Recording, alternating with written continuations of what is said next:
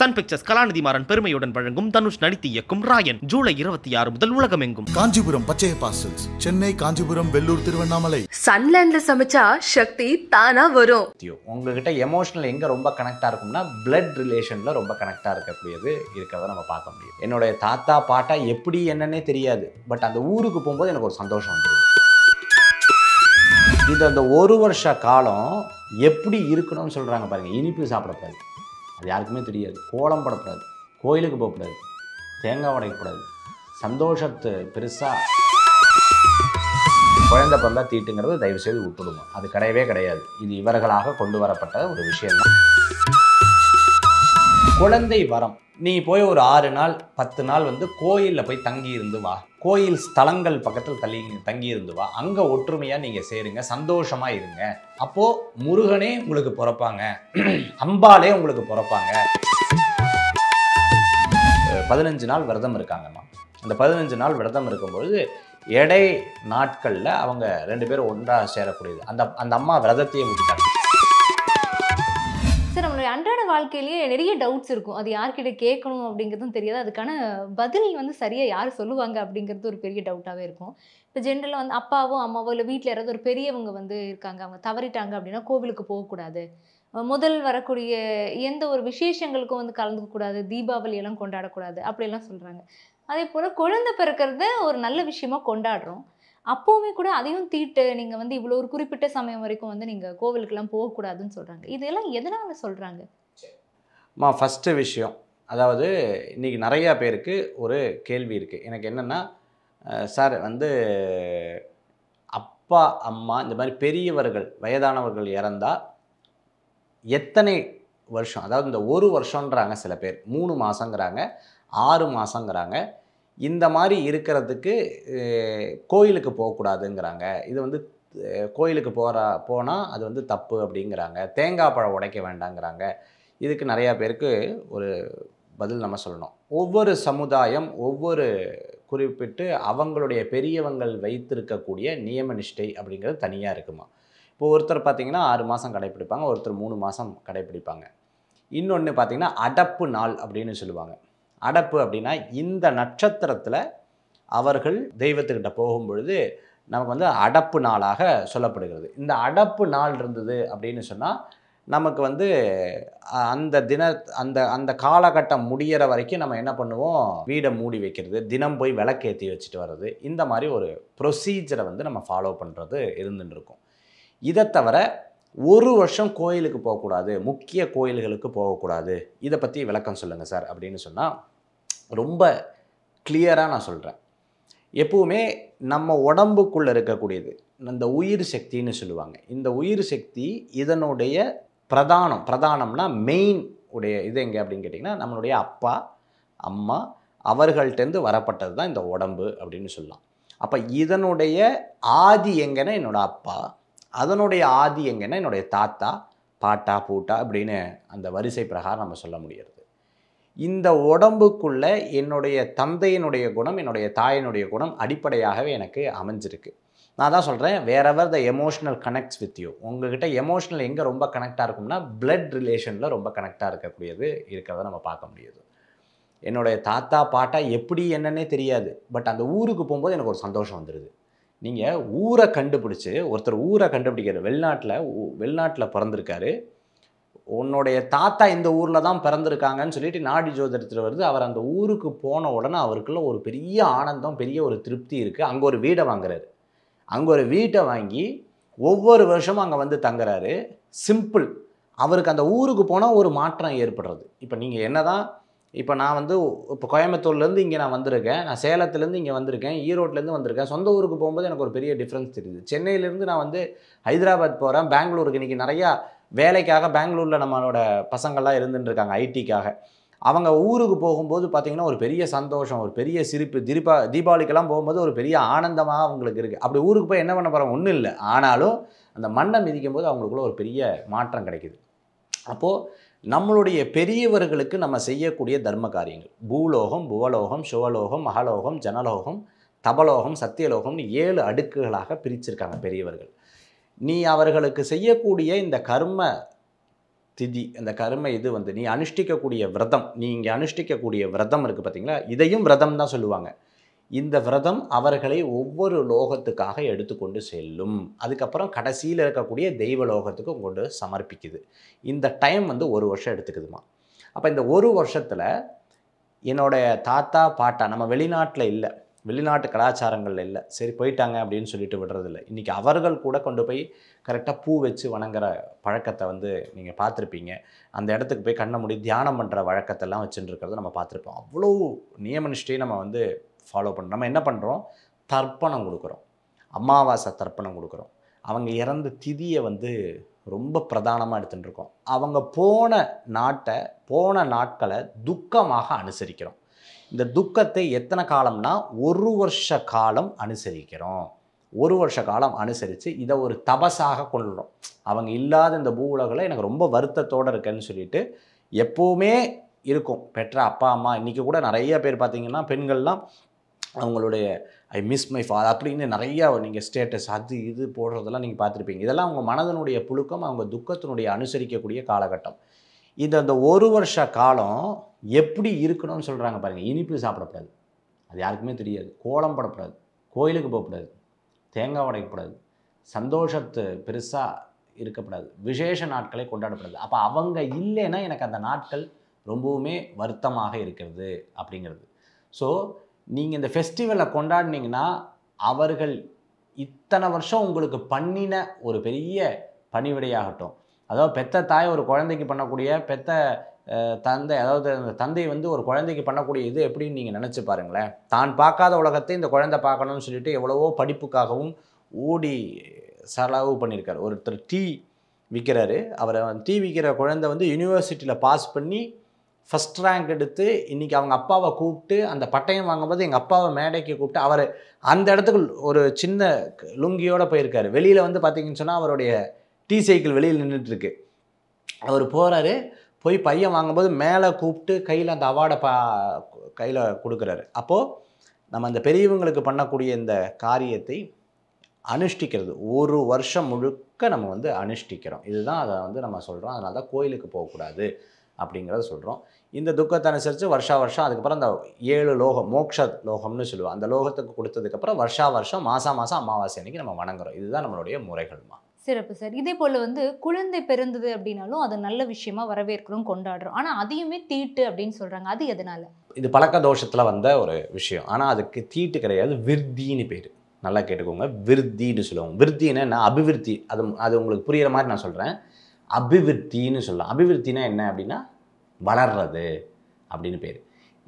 இது பேர் தீட்டு கிடையாது. இது நிறைய பேர் தப்பாக சொல்கிறாங்க. தீட்டு கிடையாது, விருத்தின்னு பேர். விருத்தினா சுபம்னு பேர், நல்ல சிறப்பு அப்படின்னு சொல்லுவாங்க.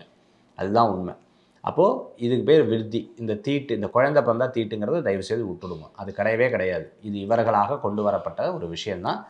குழந்தை பிறந்ததுன்னா விருத்தி, அதுக்கு விருத்தினா நல்ல சிறப்பு அப்படின்னு சொல்லுவாங்க.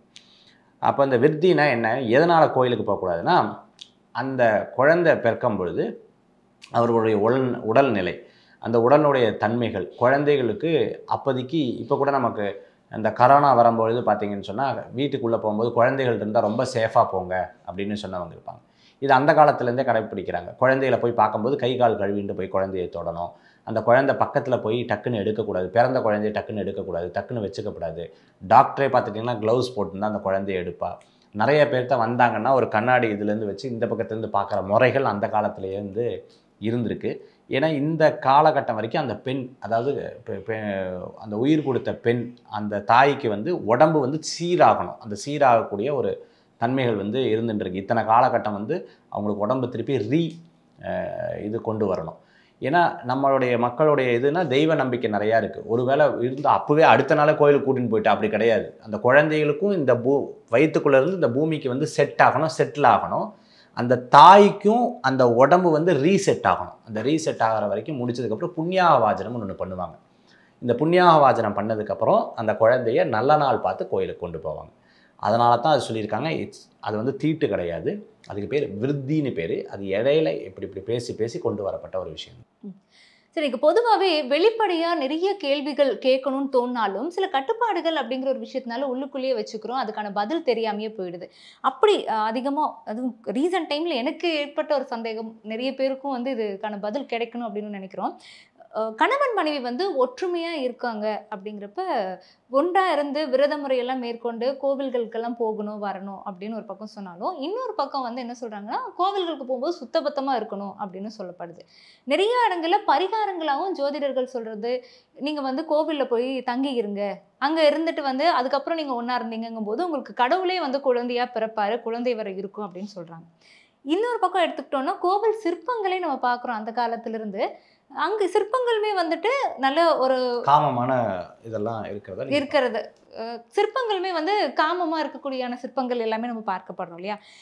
இது எல்லாமே ஒரு பக்கம் இருக்குங்கும்போது, எடுத்துக்கக்கூடிய இன்டேக் நம்ம சாப்பிடக்கூடிய உணவுகள்லையுமே கூட, நீங்க விரதம் இருக்கீங்க அப்படின்னா, பத்திய சாப்பாடா சாப்பிடுங்க. வெங்காயம் எடுத்துக்கக்கூடாது, வெள்ளை பூண்டு எடுத்துக்கக்கூடாது. இதெல்லாம் வந்து ஹார்மோன்ஸ வந்து தூண்டும் அப்படின்லாம் சொல்றாங்க.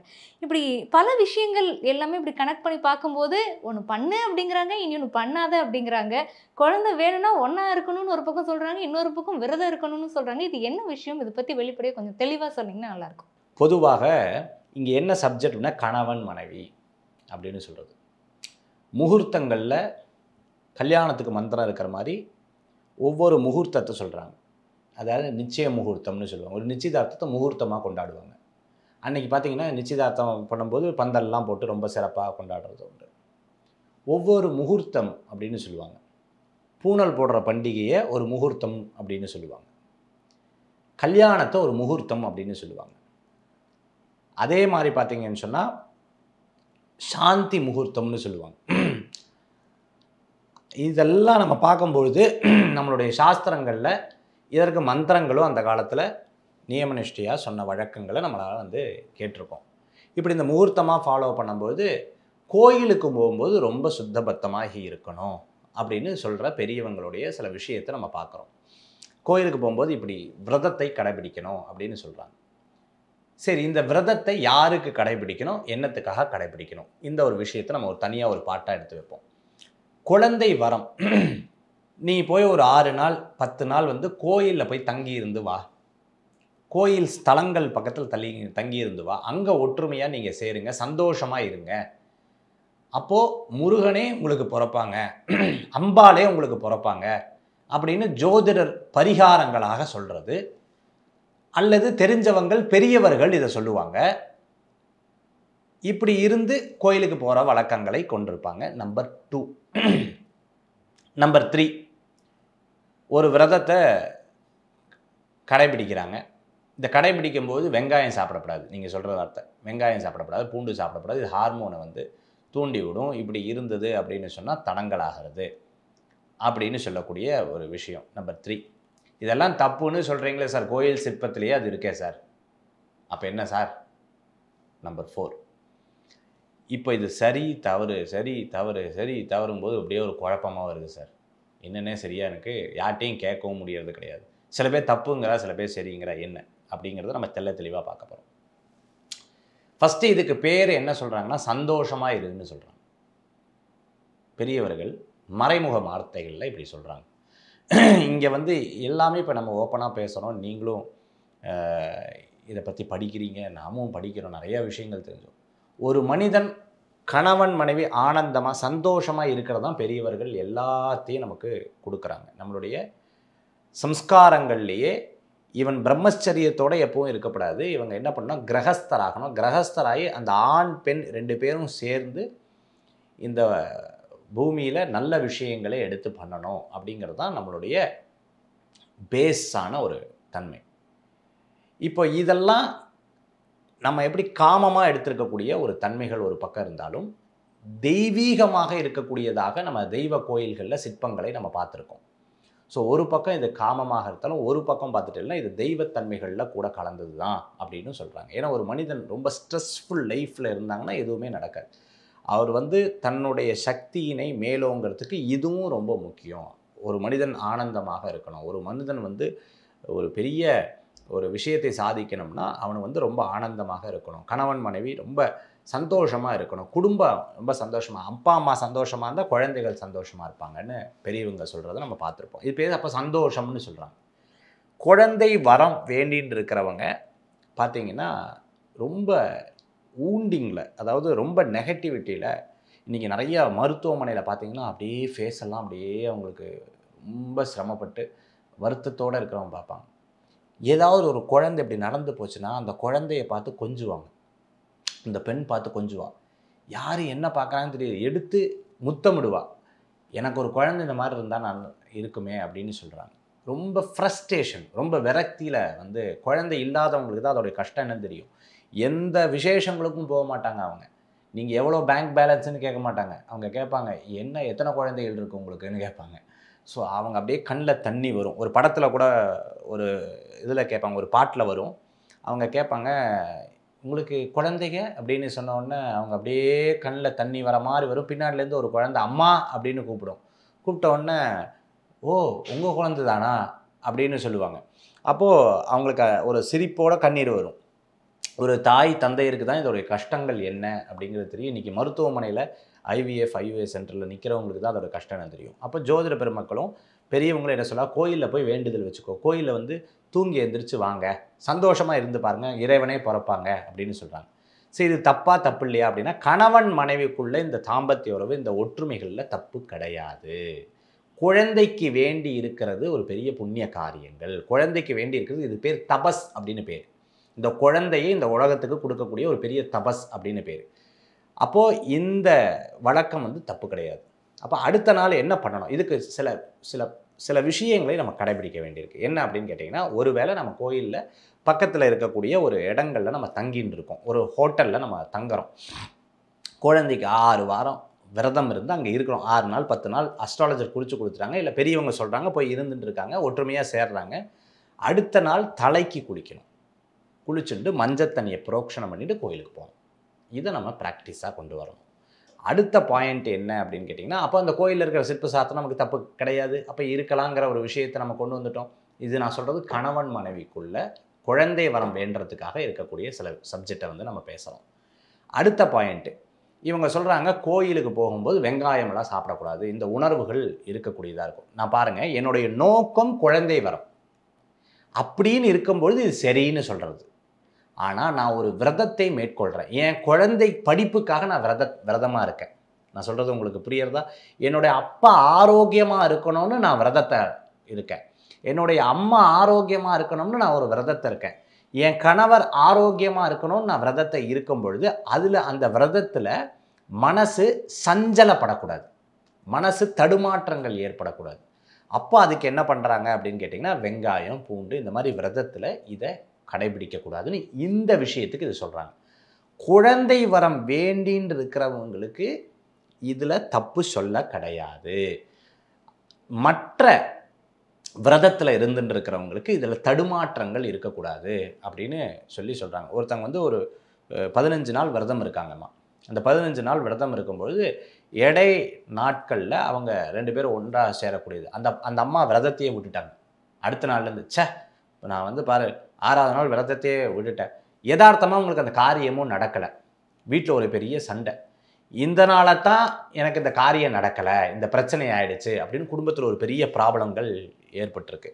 ஸோ அதனால தான் பெரியவங்க சொல்கிறாங்க, குழந்தை வரத்துக்காக நீ வேண்டும் பொழுது இது வந்து பெருசாக தப்பு கிடையாது, கணவன் மனைவிக்குள்ளே இருக்கக்கூடிய தப்பு கிடையாது. அடுத்த நாள் சிம்பிள், கோயிலுக்கு போகும்போது புரோக்ஷனம் பண்ணிட்டு கோயிலுக்கு போகும்போது மஞ்சள் தண்ணி தெளிச்சுட்டு கோயிலுக்குள்ளே போ அப்படின்னு சொல்கிறாங்க. அந்த குழந்தையை வரமாக இறைவன்கிட்ட நீ வேண்டிக்கோ அப்படின்னு சொல்லுவாங்க.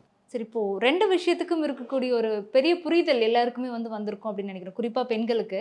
ஏன்னா குழந்தைக்காக வேண்டி நம்ம விரதம் இருக்கோம் அப்படிங்கும்போது இது தவறு இல்லை அப்படிங்கிறதும், மற்ற விஷயங்களுக்கு நம்ம ஏதாவது வேண்டுதல் வச்சு நம்ம விரதம் இருக்கோம் அப்படிங்கும்போது அதில் நம்ம என்ன கடைப்பிடிக்கணும் அப்படிங்கிறதையும் ரொம்ப தெளிவாகவே நீங்கள் எனக்கு கொடுத்துருக்கீங்க. ரொம்ப நன்றி சார். நன்றி, நமஸ்காரம். சன் பிக்சர்ஸ் கலாநிதி மாறன் பெருமையுடன் வழங்கும் தனுஷ் நடித்து இயக்கும் ராயன் ஜூலை 26 முதல் உலகமெங்கும். காஞ்சிபுரம் பச்சையப்பா சில்க்ஸ், சென்னை, காஞ்சிபுரம், வெள்ளூர், திருவண்ணாமலை. சன்லேண்ட்ல சமைச்சா சக்தி தானா வரும்.